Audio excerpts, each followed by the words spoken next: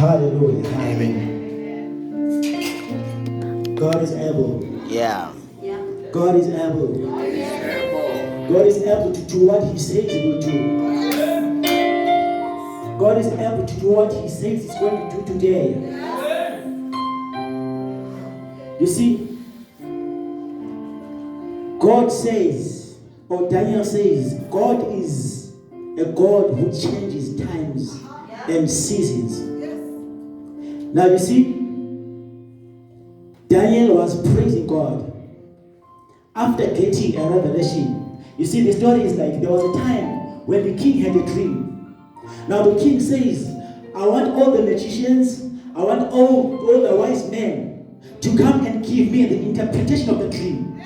Now he makes it worse because he says, I'm not going to tell you the dream because I now know that you are now used to telling me lies. If I tell you the dream, it's like I'm giving you a hint of what is happening in my life. Now I'm going to leave you to tell me what I dreamt. And I'm going to leave you to also interpret the dream that I had. Because if I tell you the dream, you're going to come up with stories. If I tell you the dream, you're going to come up with prophecies. But I want you to tell me the dream, and so I will know that you're telling me a true prophecy or you're giving me a true interpretation. If you can tell me the dream as it was, it means you are giving me the true interpretation of the dream. Now Daniel says, there is a God. I'm going to give the interpretation of the dream. But I want you to understand that me, interpreting the dream, the ability doesn't come from me. But there is a God who is able to give interpretations of the dream. And when he gets the interpretation of the dream, and then he begins to thank God. Now look at this. The dream, the Spirit of God was ministering to the king, telling him about seasons and times that are going to come, telling him of God raising kings and removing others, and blessing others and removing others. In the dream was ministering to the king to say, times are going to change, seasons are going to change. There are people that God is going to bless, and there are people that God is going to remove. Now, in the interpretation of the dream, and then Daniel comes with an understanding that God is saying to the king, I'm going to change times and I'm going to change seasons.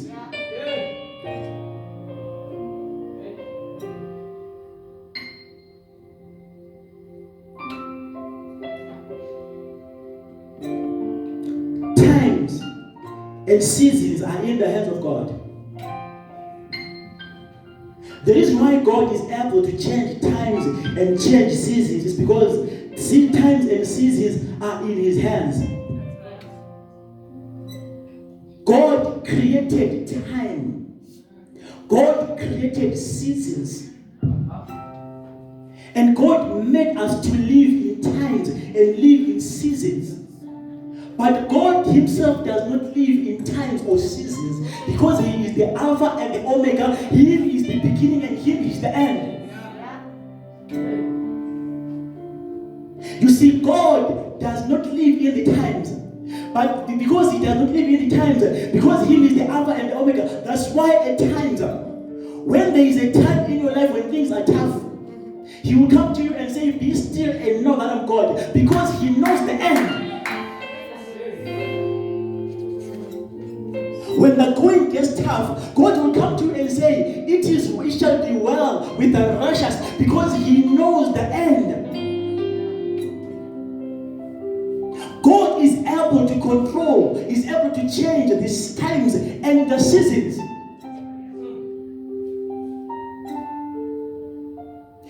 You see, there is another scripture again that we're going to read from.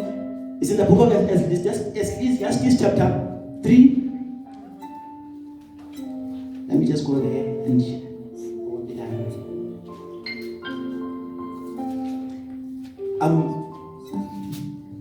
The man of God was sharing wisdom in the book of Ecclesiastes chapter 3. He's sharing wisdom. Hallelujah. He's talking about the times. Hallelujah. He says, there is a time, that's chapter 3, from verse 1 to 8. He says, there is a time for everything and a reason for every activity under the heavens. The other version says, there is a time for everything and a season for every purpose under the heavens. So in other words, anything that is called a thing, there is a time for it. Anything called a time or a thing, there is a time for it. And for every activity, there is a season. For every purpose, there is a season.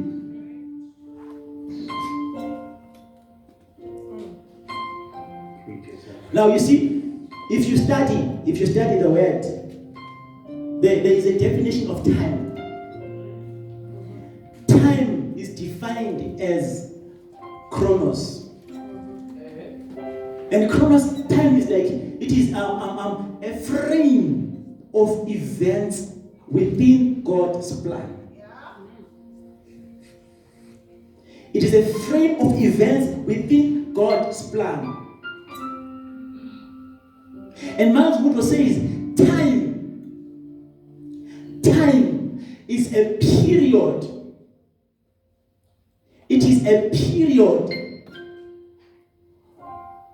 Or time is a period, or it is a frame, or even a space that God has given unto man. It's like a measure.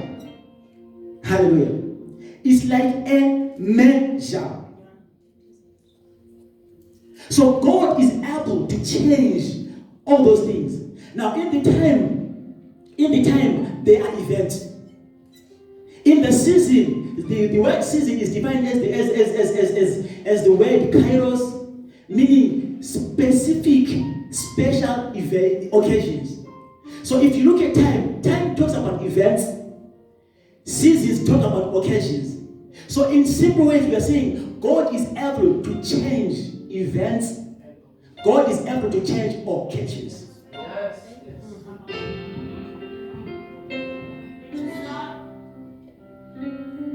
God is able to change events happening in your life. God is able to change occasions happening in your life. Now we need to understand from the book of Ecclesiastes chapter 3 that the Bible says there is a time to be born and there is a time to die. Now you see, a human being was created, blessed in times and blessed in seasons. So in other words, the life of a human being, it has a lifespan. It has like a period where it has to begin and where it has to end. So, in other words, a human being was not given forever to live, but he was given time. A human being was given time. And the Bible tells us about for everything there is time. For every purpose or activity there is a season. So what we are being taught is that a human being was created, blessed in time. Why? Because everything, time is the fulfillment of every activity within a certain period. That is called a season. So in other words, a human being was given time to do certain things, to fulfill God's will within a certain period, within a certain season. So as a child of God, you need to understand that the Bible says in Ecclesiastes 3 that there is a time to be born, a time to die, a time to plant, going down, down, down, down, down. Now what the Bible is saying that you must live your life knowing and understanding that there is a time to live and there is a time to die. There is a time to be born. There is a time to die. There is a time to plant, a time to uproot. What is he saying? He's saying that when the time of death comes, don't live your life as if you're going to relive the rest of your life in the season of death. Why? Because there is another season that is going to come, a season of death. Don't live your life as if you're going to live, the life of reaping and reaping. There is a time for sowing. When morning comes into your life, don't live your life as if you have been destined to live a life of pain, a life of mourning. Live your life understanding that the joy comes in the morning. The time of mourning is going to pass. The season of mourning is going to pass. And I'm going to break through into a season of joy. There are going to be seasons of plenty, child of God. There are going to be seasons of lacking. There are going to be times when your marriage is going to be sweeter, but there are going to come times when it's going to be sour. There are times when your business is going to do well, but there are going to come times when your business is going to struggle. But when your business is struggling, don't live your life as if it is the end of the world, because there is another season that God wants to usher your business into.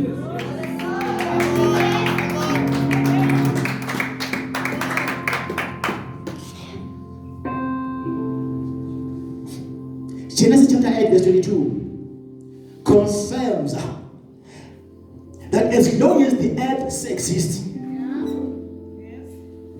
sowing time and harvesting time shall always stand. The time of the cold and the time of the heat is going to stand. So you need to understand as a child of God that these seasons are going to come into your life. They are going to come into your life. Don't live your life holding on to the other. You see, when it's time for you to sow, remember there is a time to reap. Allow God to give you wisdom. Allow God to give you the wisdom that He gave to the sons of Issachar, whom the Bible says they understood the times. And when they understood the times, the Bible says they were able to tell Israel what they were supposed to do. You see, if you are able to understand the times, if you are able to understand the seasons, you will know what to do. You will know that it's time for you to sit, to be still and sit and wait on the Lord. But again, you will know that it's time to rise up and ask and seek for the face of God.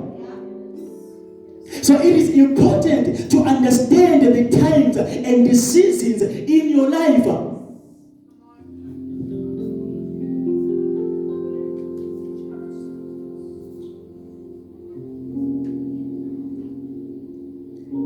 God changes times and seasons to favor whosoever He wants to favor at the time when He sees or finds it necessary.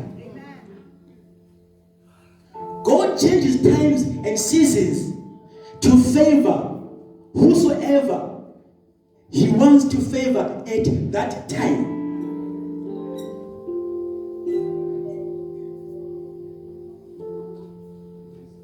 You see, as I was reading the word, as I was getting into the scriptures, I discovered certain things.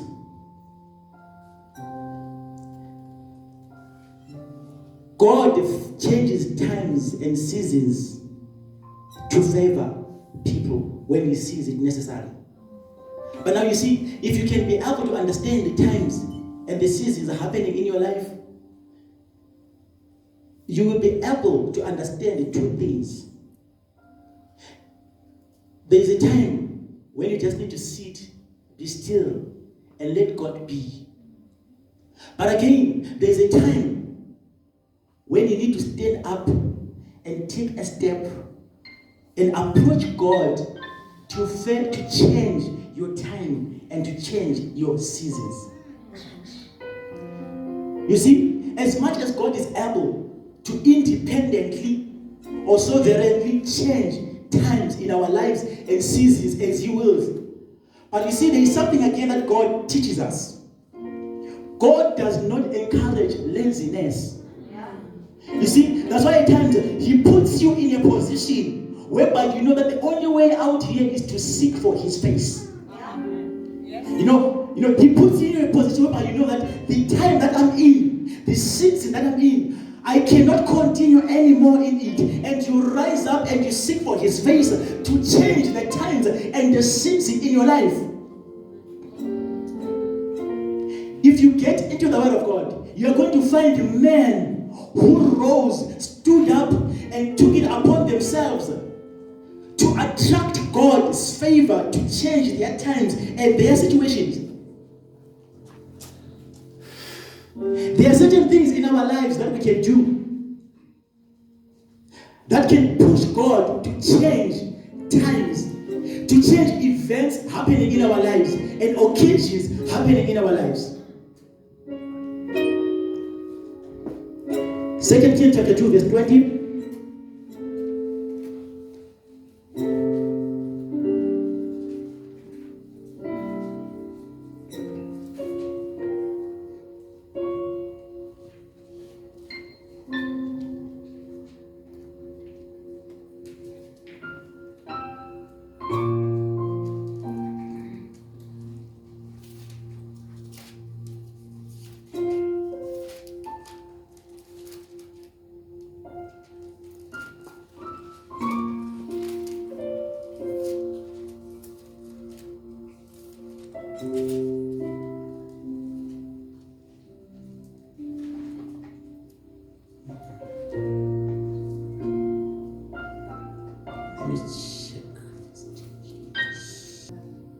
If God is going to change times and seasons in your life,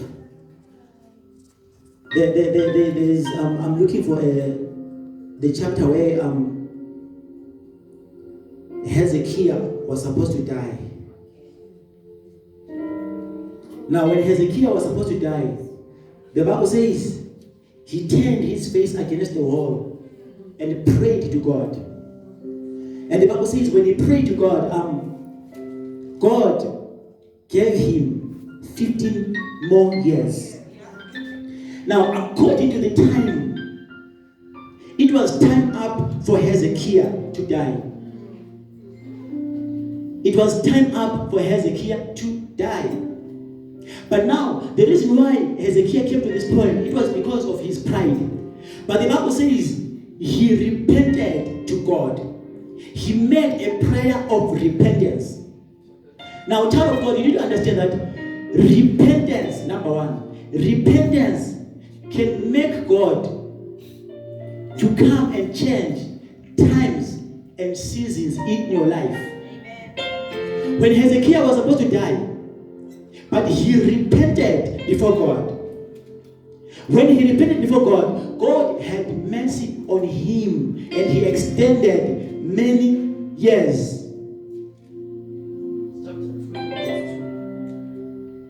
Hallelujah. Number one, repentance will cause God to change times. You see, we were supposed to die. The Bible says, for all have sinned and fallen short of the glory of God. The Bible says, the wages of sin is death, but the gift of God is eternal life through Jesus Christ. Amen. So, all of us, because of one man, we were supposed to die. But God had to shift the time and the season. God had to shift the events that were supposed to happen to us because of us continuing in sin when we repented. So repentance has a way of changing things in your life. God remains with no option when you repent from your sins. You know, even when you're not living right, when you're not walking right with God, when you repent, God remains with no option but to change times and seasons, to change events and occasions in your life. Repentance. Obedience.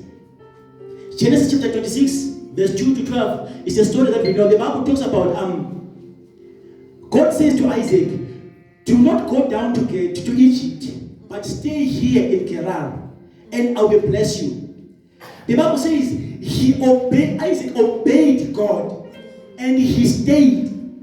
Now look at this.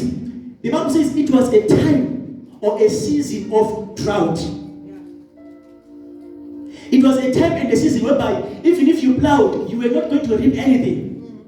You were not going to get anything. But because Isaac obeyed God, God had to make sure that he changes the season of dryness and make him to reap where he was not supposed to reap. He made him to harvest at a time when he was not supposed to harvest. Obedience will make God to change seasons. When others are struggling, when others cannot make it, when other businesses are struggling, when other marriages are not making it, if you can be obedient to God, He remains with no option but to change the seasons.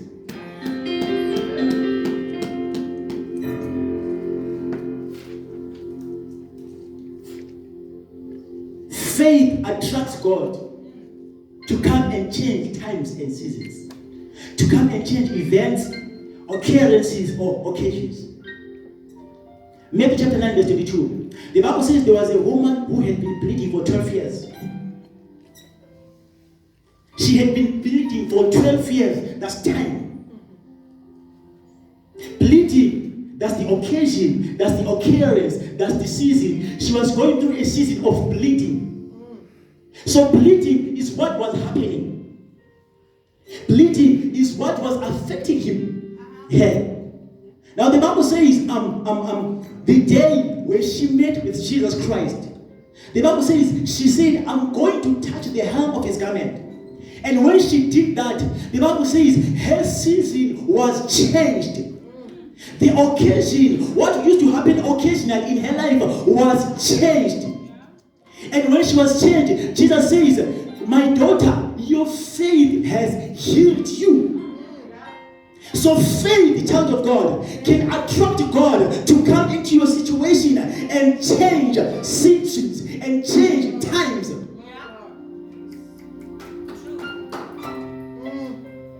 Acts chapter 14 verse 8, the Bible says, Paul was preaching the word of God. He was in a place called Lystra. And the Bible says, as he was preaching, there was a man who was crippled from birth. But on that day, the Bible says, as he was listening to the word, he developed faith. Because the Bible says, faith cometh by hearing, and hearing the word of God. So as he was listening to the word of God, he developed faith. And the man of God looked at him and saw faith. And then he said, rise up and walk.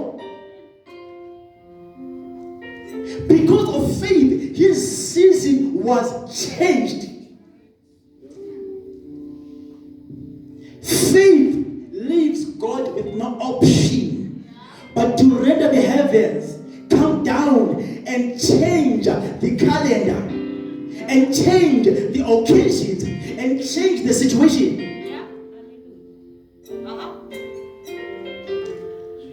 Prayer changes times and seasons. The Bible says Hannah, if you read the book from 1 Samuel chapter 1 going down, you see what challenging thing is this. You know, in life the Bible says it was God who literally closed Hannah's womb. As I'm speaking, the battles that you are fighting, they are because of your aunts, your uncles, your ancestors that died many, many years ago. But here, it's God Himself choosing, deciding, and making up His mind to say, Hannah, I'm locking down your womb.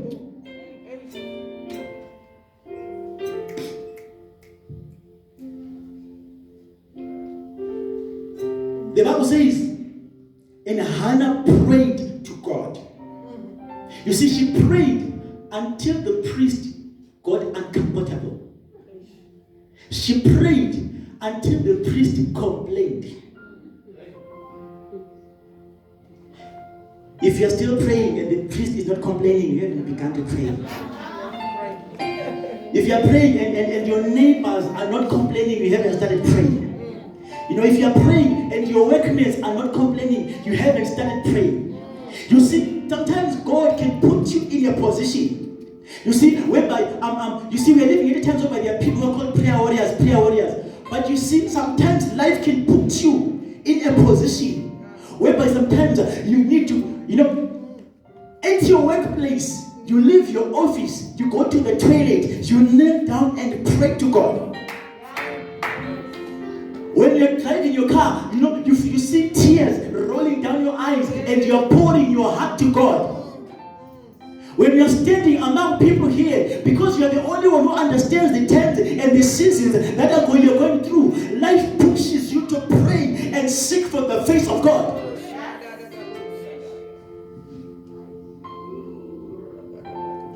Hannah prayed to God until Samuel was born. Hannah prayed until the season of barrenness was totally changed by God. Listen to me, child of God. God is waiting for your prayer. God is waiting for your prayer. You see that sometimes, don't wait for life to push you to prayer. Don't wait for circumstances to push you to prayer. Stay in prayer. Prayer will cause God to come down and change times and seasons. The Bible talks about in the book of 1 Chronicles chapter 4 verse 9. It's a common scripture. The Bible says there is a man who was born.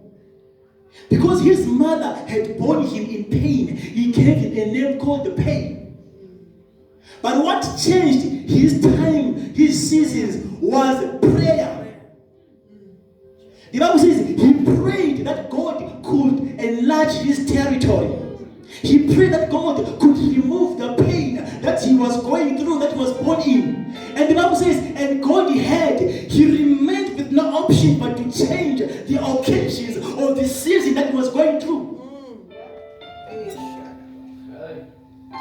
Prayer.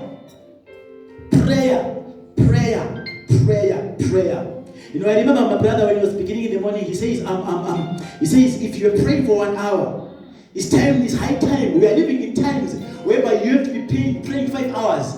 If you're praying 2, we are living at a time when you're supposed to pray 6. You see, people of God, I've discovered that the things that we take lightly are the very things that are supposed to change our lives. You see, when we say it's time to pray, we normally take it lightly. You see, these little things that you want to play around with, they are the very things that God can only use to change your life. Right. So when it's time for prayer, stand like Hannah.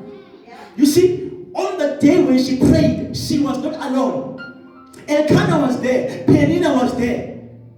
But she prayed in their presence and got an answer. You can pray in the presence of your neighbor. You can pray in the presence of your spouse, and God can answer you. You can pray in the presence of your employer and your employees, and God can answer you in their presence. You can pray in the presence of your enemies, and God can answer you in their presence, because He's God who prepares a table for us in the presence of our enemies. The Bible says Jabez prayed to God, and God answered his prayer. Child of God, prayer is the thing that will attract God to come down and change the things that are happening in your life. Prayer is the thing that will cause God to come down and change seasons and favor you and turn tables in your direction.